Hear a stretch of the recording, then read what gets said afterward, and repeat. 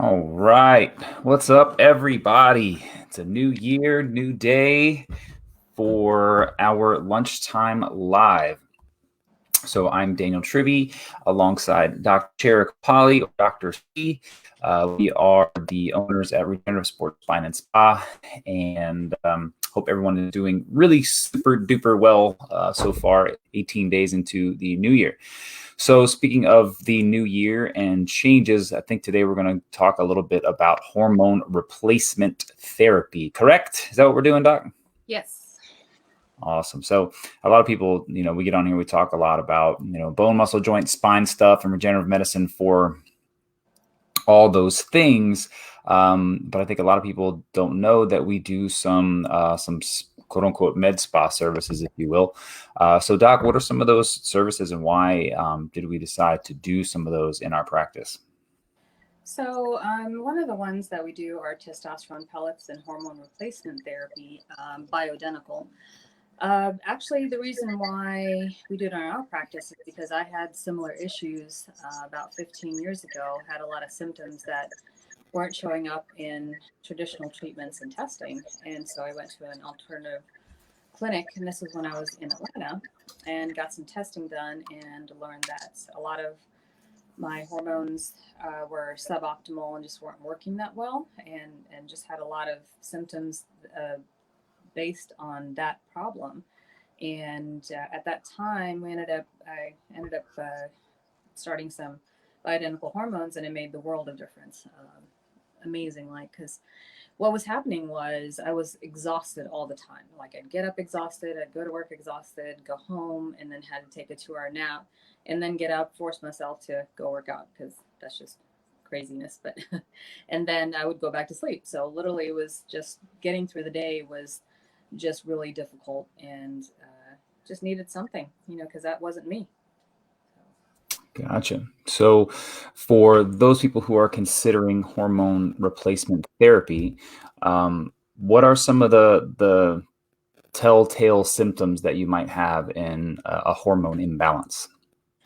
Definitely fatigue. You may have some foggy thinking, trouble sleeping, weight gain, particularly around the belly area, um, just not feeling yourself really, and then just low energy, all of those kind of things. Okay. Headaches. What So. Got it. What are some of the are there different symptoms in men versus women? Because men do, we've heard low T and those kinds of things for men as well. So what are the different in symptoms for males versus females? Really, there's not a lot. It's like I think testosterone plays a similar role in both. Obviously, men have a lot more, and our normal ranges are definitely much different. But if women have lower testosterone, then we have those similar symptoms. Lack of libido.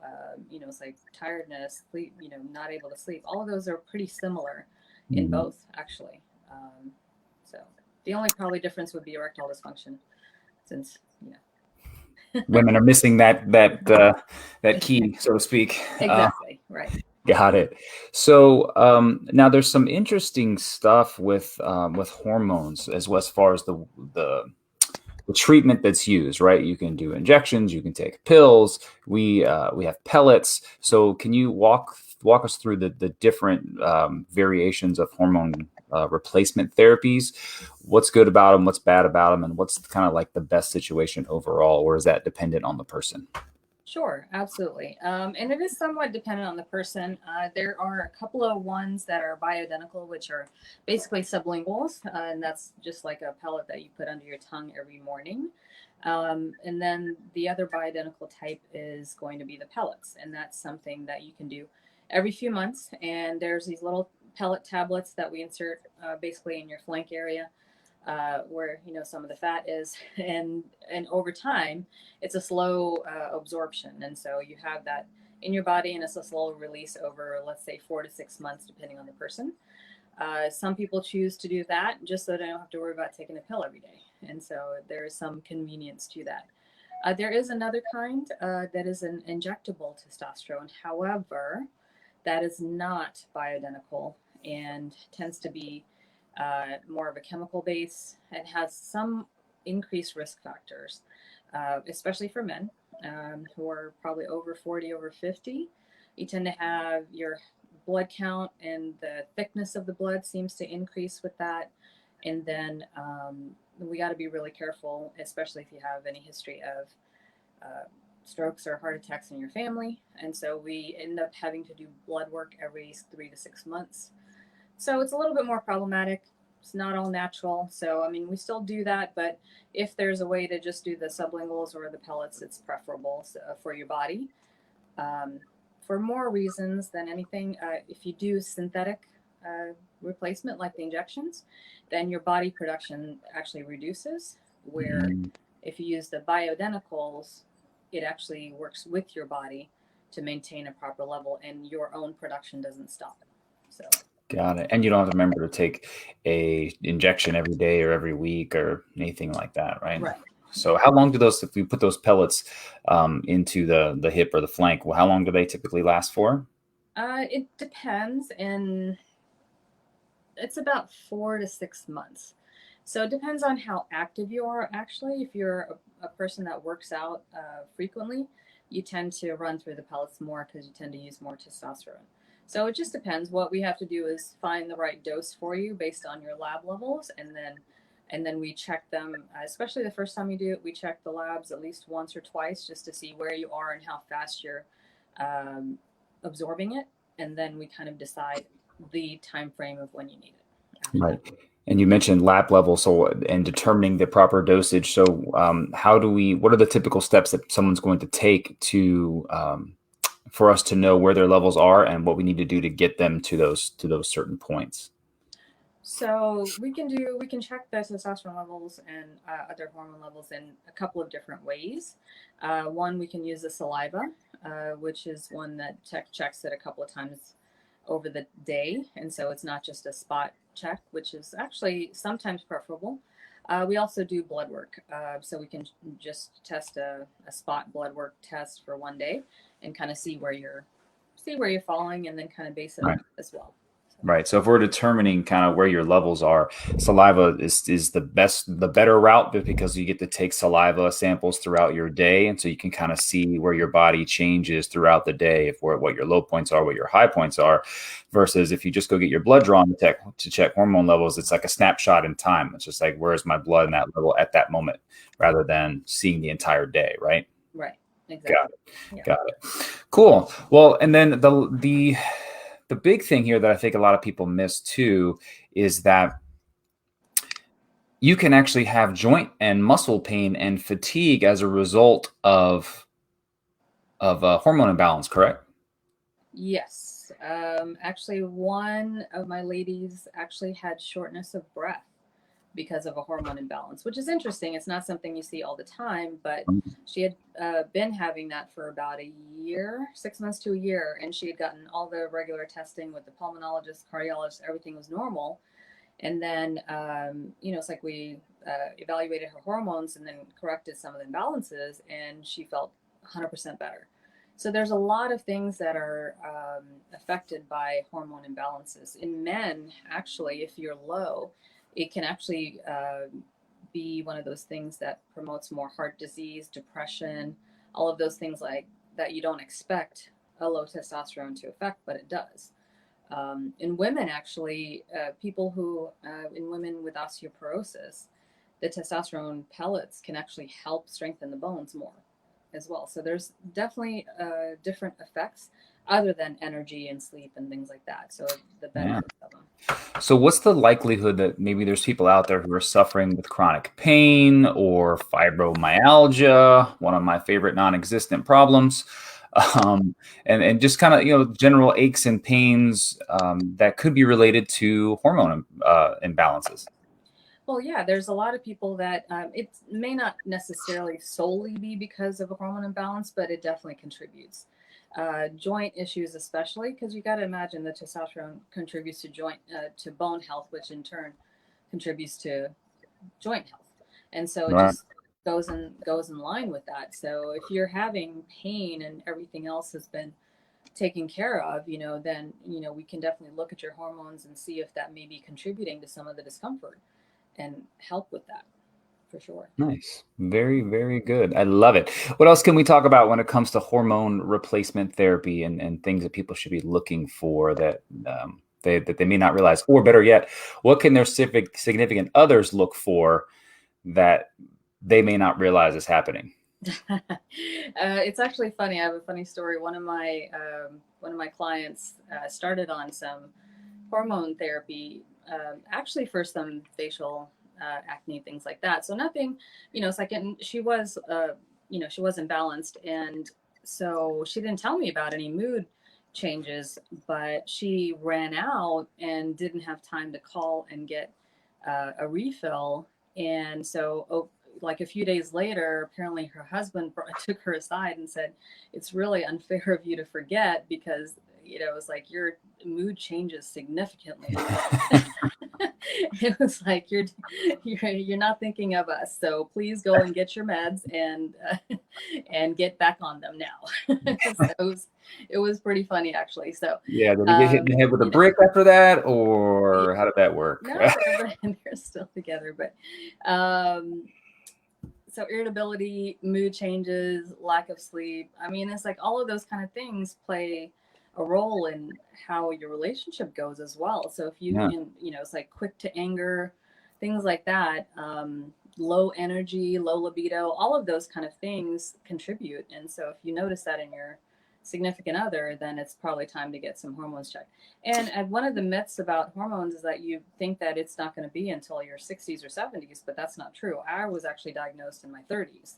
So there's a lot of people that have these symptoms in the 30s and they get tested and they're just like, oh, well, you're within the normal range, so you're fine, which is not necessarily true. So it's Right.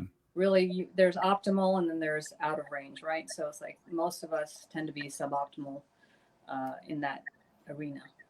Yeah, it's interesting that people, typically only associate hormonal changes with things like menopause or andropause, which andropause is the one that men go through. Most of you probably don't know that, but men do have a menopause. It's just called andropause. And a lot of times I think it's just associated with those normal, natural changes in life, that occur sometime in those mid 40s, those imbalances occur. But what I hear you saying is not just the menopause, andropause portion of life. It can be at any point in life, and it can cause an array of symptoms. Yes, correct. Absolutely. So if there are symptoms that you're having that are, it's like you go see the traditional regular physicians and they're like, well, everything looks fine. So it's not anything that we can really do about it. I mean, think about getting your hormones checked and seeing someone who's able to help you for sure. Very good. And thank you guys for popping in and kind of listen to us talk about this as well. If you have questions about hormone therapy or replacement therapy or bioidentical hormones or that process, please drop them in the comment box. We'll be happy to answer those for you. And then again, it's post live. If you're watching this at a later time, definitely drop a comment in there. We'd be happy to help you guys out. So, Doc, what else about hormone replacement therapy needs to be said, or do we touch kind of all the high points here? I think we touched most of the high points, but the one thing that I remember from getting my own tested when I was younger was, my thyroid was considered normal range, but I had all the symptoms of hypothyroidism, and it was really frustrating for me, and I'm sure for a lot of you, going to see someone and they're saying, well, it's like you're within normal range, so we can't really, we don't really recommend you doing anything, but if your body is not working optimally, it can really affect you.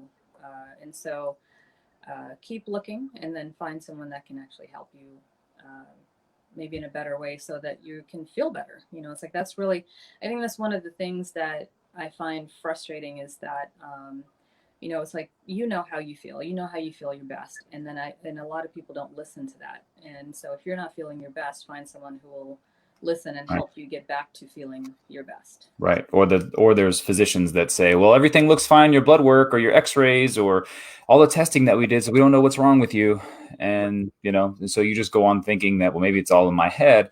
And most of the time it's not. When you feel your best, like you said, when something's off, when something doesn't feel right. So if you're struggling with things like fatigue, mental fogginess, sleep issues, decreased libido, muscle pain, joint pain. What am I missing here, Doc? Like all kinds of stuff. You've mentioned people had like like adult acne changes because of hormone imbalances, skin changes, weight loss, hair loss, all those kinds of things all can be pointed to